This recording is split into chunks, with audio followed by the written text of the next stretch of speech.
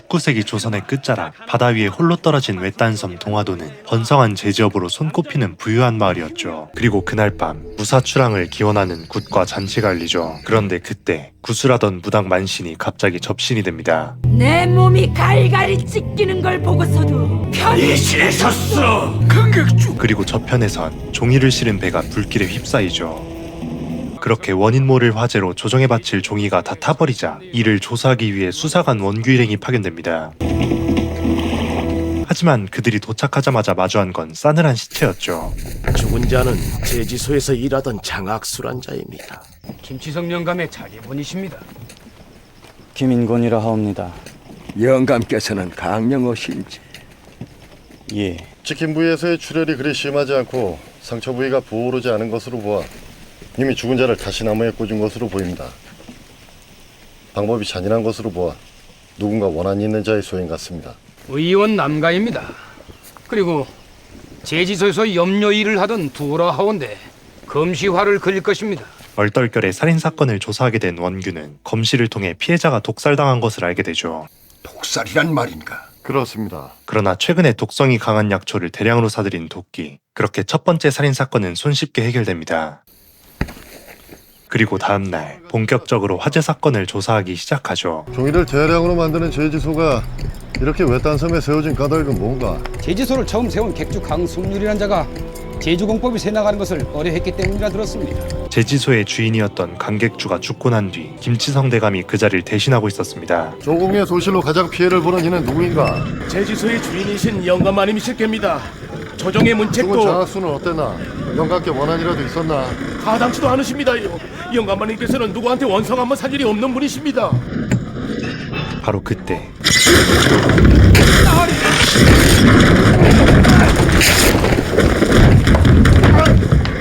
아이고 나리, 어서 의원을 불러라. 어서. 원인 모를 사고가 끊이질 않죠.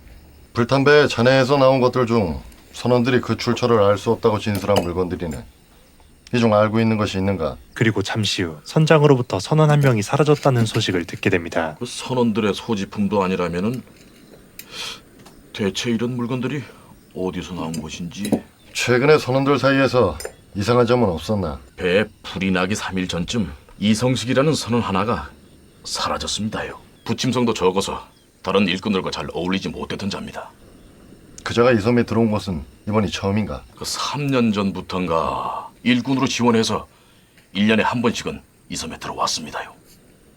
그날 밤 어둠 속에서 은밀하게 도끼를 찾아가는 장호방. 열개. 두 사람은 뭔가를 숨기고 있는 듯한 대화를 주고받죠. 그 일 때문에 학수놈을 없앤 것이냐? 그놈 입이 불안해서 가만히 있을 수가 없었어. 그러게 어쩌자고 너희들끼리 이 일을 치른 게야. 술에 독을 탄 건 나지만 내가 왜 그딴 짓을 했겠소? 그리고 다음날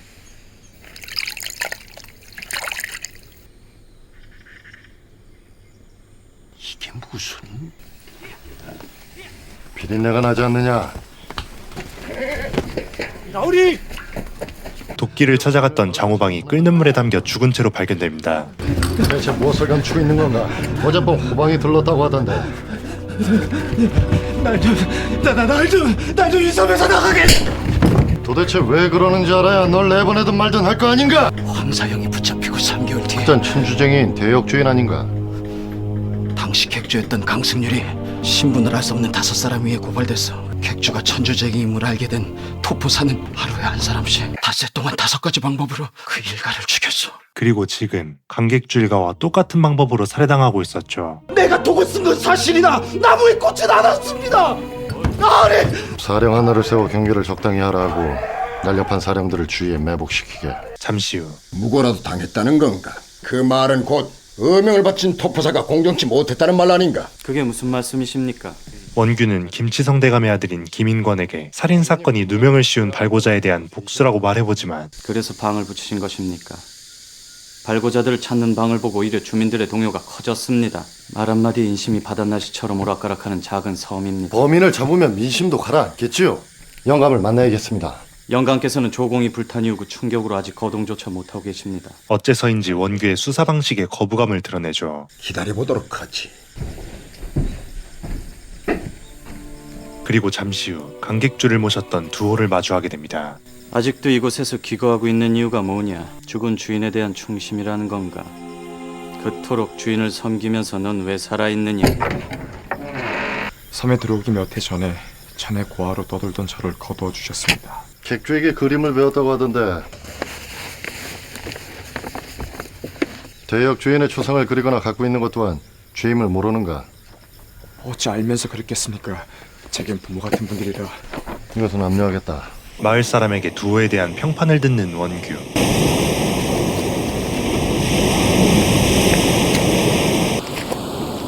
소연아 씨를 겨우 구한 도호는 닷새를 알았다고 합니다요. 관객주께서 도호놈을 예뻐하기도 했지만 도호야말로 객주 일가이라면 목숨이라도 내놓았을 놈이죠. 그저 관객주가 살던 집을 지키며 살고 있습니다요. 소인의 아비가 객주 살아계실 적에 은혜를 입은 일이 있어온데 사람들 얘기론 한을 붓고 죽은 객주가 해코지를 하는 거라고들 합니다요. 그날 밤 도끼를 노리는 범인을 잡기 위해 매복을 하죠. 날쌔. 그때 도끼를 가두고 매복을 했음에도 이를 비웃기라도 하듯 세 번째 심판이 내려집니다. 강객주의 처가 이렇게 죽었습니다. 에이, 귀신이 아니고서야 어떻게 이렇게 갇힌 자... 그입 닥쳐라! 사람들이 죽어나가자 마을 사람들은 관객주의 원혼이 돌아왔다며 두려움에 떨죠. 니놈도 제주소에 들어가지 못하겠다는 게냐? 객주! 저곳은 강객주의 한이 사는 곳입니다. 이자들이 일하기를 거부하고 있습니다. 그렇다고 사사로이 매질을 한단 말인가? 제가 명한 일입니다. 계속하라. 그리고 잠시 후 주민들에게서 부적을 발견한 원규는 무당 만신이 사람들을 동요시킨다고 판단해 그녀를 찾아갑니다. 나으리께서는 믿지 않으시는군요. 객주의 원한 말인가? 아니 귀신의 짓이라면 왜 7년이나 지난 지금 복수를 한단 말인가? 온 섬에서 비비린내가 나는데도 원혼을 믿지 않으십니까? 대기나 수질에 이상이 생겨 악취가 날 때도 있는 법이네. 그렇지 않습니다. 사람들을 현혹시키지 말게. 알겠나? 다음번엔 이렇게 경고로 끝나지 않을 걸세. 나으리, 그녀는 또 다른 원혼이 존재한다며 그를 멈춰 세우죠. 비 한 방울 내리지 않던 어느 날 밤 절벽에서 천둥 소리가 들렸습니다. 자네도 무당의 말을 믿는 건가? 그런 것은 아니오나 그날은 선원 이성식이 사라진 날입니다.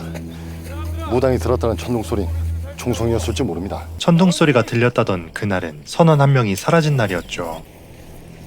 그리고 그 천둥 소리가 총소리라고 생각한 원규는 절벽을 수색하던 중 한 여인의 시신을 발견합니다. 상처의 크기가 작은 것으로 보아 화성총이 아닌 수발총입니다.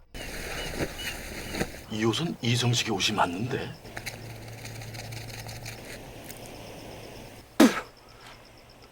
이건 마비산이야. 병을 단단히 밀봉해 놓은 걸 보면 자신을 위해 사용하려 한 건 아닙니다. 분명 누군가에게 주려고 한 것입니다. 근데 이건 뭔가? 지금도입니다. 남편을 멀리 떠나보낸 부인들이 비단에 술을 놓아 편지 대신 보내던 것입니다. 그녀는 두호의 그림에서 봤던 강객주의 딸 소연의 시체였습니다. 객주의 딸이라면 7년 전에 물에 삶아 죽였다고 하지 않았나? 누군가 소연을 구해내고 다른 시체를 끓는 물에 버렸던 것이죠. 그리고 지난 3년간 자신을 구해준 자를 만나기 위해 이 섬에 은밀히 들어왔는데 발고자들이 그 사실을 알아채고 죽여버린 겁니다. 결국 범인은 이 처자의 죽음에 대한 복수를 하고 있는 겁니다. 이에 최차사는 두호를 유력한 용의자로 지목하죠. 그자가 아직도 옛줄을 못 잊어서 그 집에 기건다고 하지 않았나? 그리고 너희들은 수발총을 소유한 자가 누군지 알아내라. 그렇게 수발총의 주인 조달령을 신문합니다. 네놈이 객주 일가를 무고한 사실이 드러날까 두려워 살아남은 그의 딸마저 죽인 게 아니냔 말이다. 아닙니다, 나리. 제가 발광해서 사실이라 그의 딸을 죽이지는 않았습니다. 그자들이 길이 쓸 곳이 있다고 그러면서 수발장을 빌려달라고 했습니다. 마지막 발고자를 고백하려던 그때 이런다고 관객들이 너 이름이 풀어지고 죽으려면 안 죽는 거 아니란 말이야. 이젠 마지막 발고자만이 남아있습니다. 내일이 탓셋째이고 남은 살해 방법은 강객주가 받았던 형벌인 거열 뿐이니 놈은 사지를 묶을 수 있는 4마리의 우마가 필요할 것입니다. 우린 지금 섬을 발칵 뒤집어 놓고 있어. 강객주에 대해선 알아보셨습니까? 굉장히 존경받던 인물이었더구만. 주민들에게 준 빚도 대부분 초기의 정착금으로, 그것도 저리로 빌려준 돈이었다고 하네. 또 능력으로 사람의 상하가 정해질 거라며 두에게도 그림과 염료를 가르쳐 제지서의 염료일을 맡기도 했을 정도였네. 하지만 마을 사람들은 그런 강객주 일가가 무고하게 죽는 걸 외면했죠. 자기 목숨보다 귀중한 것이 어디 있겠나. 더구나 모두들 빚이 있었으니 그 빚을 탕감받으려는 욕심도 있었을 테고. 토포사 또한 문제가 있습니다. 공적에 대한 욕심이거나 분명 사적인 이익 때문이었을지도 모릅니다. 가명으로 보낸 자가 돌아올 것이니 사실을 알 수 있을 것이다. 다음날 원규는 화재 사건에 대한 실마리를 풀게 됩니다. 범인은 선적될 함에 미리 불이 붙은 등잔을 넣어두었는데 처음에는 등잔의 무게가 추의 무게보다 컸습니다. 하지만 심지가 되면서 점점 기름이 사라지기 시작했고 가벼워진 등잔불은 결국 함의 위쪽에 준비된 심지에다 발화가 된 것입니다. 불을 지른 이유는 발고자 중 한 명인 장호방을 불러들이기 위해서였죠. 범인이 섬 밖으로 나가지 못한다면 불러들여야겠죠. 객주의 딸이 위험을 무릅쓰고 이 섬에 들어온 것도 역시 놈이 섬 밖을 나갈 수 없기 때문일 겁니다. 그리고 소연의 시체가 사라졌다는 소식을 듣자 김치성 대감을 찾아갑니다. 영가!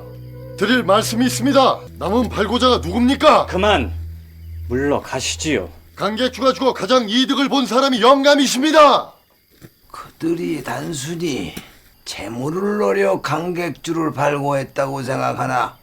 다른 이유가 있다는 말씀이십니까? 7년 전 강객주 일가를 죽음으로 몰아넣은 비겁한 진실을 듣게 되죠. 이 섬에 제지업이 번성하게 된 데에는 강객주와 연이 닿아있던 조정의 정체수 대감덕이 컸네. 하지만 선왕께서 성하시고 노론이 권세를 쥐자 남인이었던 정체수 대감은 서학자로 몰려 죽임을 당했네. 조정에서는 정체수 대감의 뒤를 캐기 시작했고 그로 인해 나는 물론이고 이 섬의 생계까지도 위태로워졌어. 희생자가 필요했던 겁니까?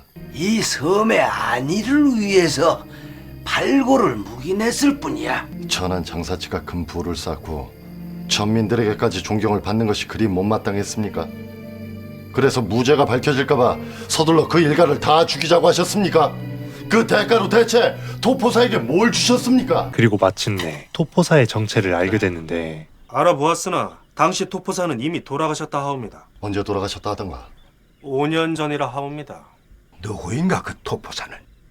역도들을 처형한 공을 인정받아 도청관으로 제수되셨사옵고 한양 자문에 사시는 내 이름! 이상대감이라 하옵니다. 바로 자신의 아버지였습니다. 증거가 이렇게 확실한데도 이 섬에 사는 사람들은 내가 천주쟁이가 아니라는 것을 다 알고 있어. 증거가 이렇게 확실하거늘 저놈이 죽기로 작정한 놈이구나. 말 좀 해줘. 봐. 믿고 베풀었던 마을 사람들에게서 배신을 당한 강객주. 형을 집행하라. 내 놈들 모두 내가 죽는 모습 똑똑히 기억해둬라. 은혜를 원수로 갚은 그들에게 저주를 퍼붓던 강객주는 죽는 순간에도 증오로 가득 찬 눈으로 그들을 바라보죠. 자신의 앞에선 그토록 청렴했던 아버지가 공적에 대한 욕심으로 무고한 일가를 희생시켰다는 것을 알게 된 원규. 한편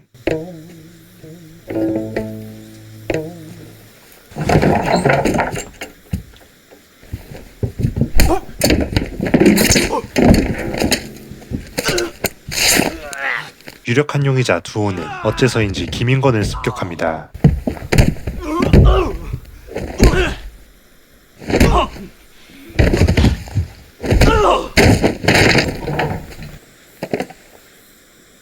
정신을 잃고 신당에서 눈을 뜬 원규는 만신에게서 부적에 대한 얘기를 듣게 됩니다.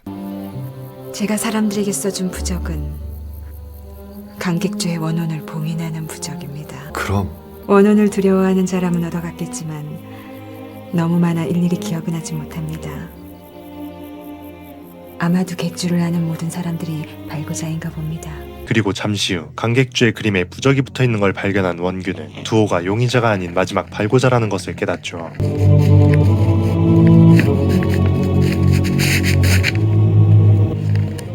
두호는 범인이 아니라 마지막 발고자입니다. 가족들의 제사를 지내기 위해 1년에 한 번씩 남장을 하고 섬에 들어왔던 소연은 인권과 은밀한 만남을 이어가고 있었습니다. 바다공포증으로 섬을 떠날 수 없었던 인권은 마비산을 준비해 혼절한 상태로 소연과 탈출을 계획했던 것이었죠. 그자에게는 말이 한 마리뿐이고 나머지는 우리가 지키고 있지 않나. 제지소에서라면 산악에 능한 김인권이 마수 없이도 충분히 거열할 수 있습니다. 여인에 대한 금수의 욕정이 은인을 물어 죽일 만큼 큰 것이었더냐?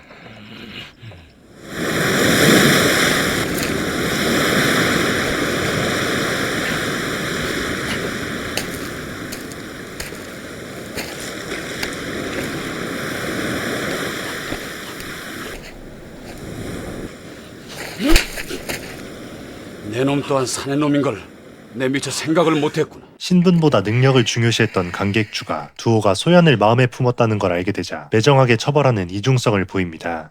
나도 딸 자식까지는 애비다. 이에 분노한 두호는 강객주를 거짓 발부한 것이죠. 이제 더 이상 죄를 모시러 올 필요가 없다. 그리고 시간이 흘러 그들이 떠나기로 계획한 날, 우연히 살아있는 소연을 본 그는 그마저도 죽음의 길로 떠밀고 맙니다.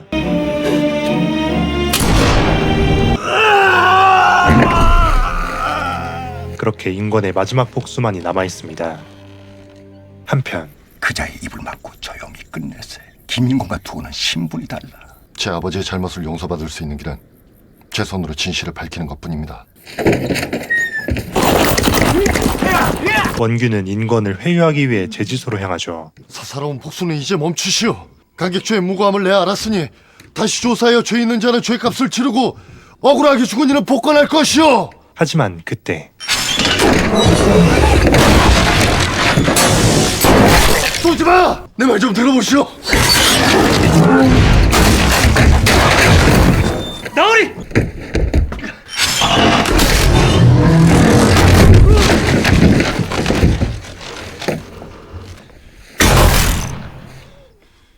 그만두십시오. 네 놈의 애비가 저지른 일을 내가 수습하는 것뿐이다. 그러나 그는 뜻을 굽힐 생각이 전혀 없어 보였습니다. 네 놈의 애비가 입신양명을 위해서 버린 게 무엇인지 아나? 바로 부끄러움이다. 부끄러움을 모르는 자가 사람인가? 그 입 닥쳐! 짐승이다. 너도 나를 죽이고 네 애비처럼 평생 칼로 부끄러움을 덮고 살아라.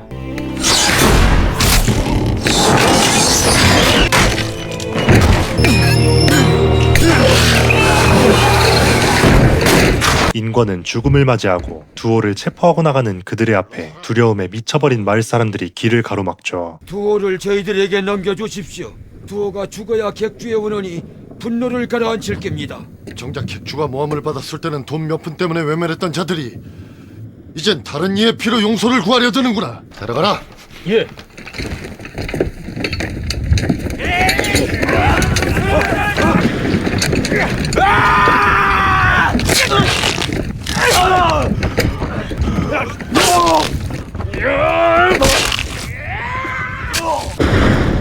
또 다른 한 명을 희생시키며 속죄를 바라던 마을 사람들의 머리 위로 강객주의 저주인 혈우가 내리기 시작합니다. 김치성 영감이 살아있어! 김치성 대감을 죽이러 갔다! 자결한 김치성 대감과 직금도를 바다에 버리는 원규의 모습을 마지막으로 영화는 끝이 납니다. 영화 혈의 눈은 19세기 말 조선의 고립된 섬에서 벌어지는 잔혹한 연쇄살인 사건과 그 이면에 숨겨진 참혹한 복수의 비극을 다룬 웰메이드 사극 스릴러입니다. 겉으로는 평온해 보이는 마을이 자신들의 안위를 위해 타인을 제물로 삼는 집단적 광기와 사람들의 이중성을 표현하며 차가운 이성을 가졌던 수사관마저 결국 인간의 추악한 이중성 앞에 무너져가는 과정을 소름 끼치게 그려냈습니다. 한국 사극 스릴러의 독보적인 걸작으로 손꼽히는 영화 혈의 눈이었습니다.